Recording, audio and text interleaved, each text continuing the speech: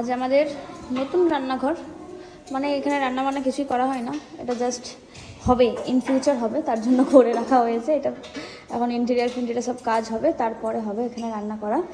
এখন আমাদের first starting হলো আজ এখানে রান্না করা। আজ প্রথম দিন রান্না হচ্ছে তো এখানে?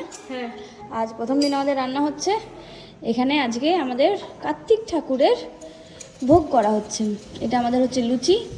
কার্তিকের কী কী মেনু আছে ব্যাটা?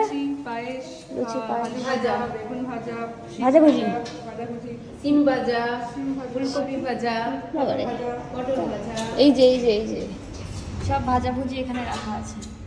আর এই যে পায়েসের চাল রাখা আছে, নতুন হাঁড়িতে রান্না হবে আমার কার্তিকের। আর লুচি, অনেক লুচি হয়ে গেছে এখানে দেখো।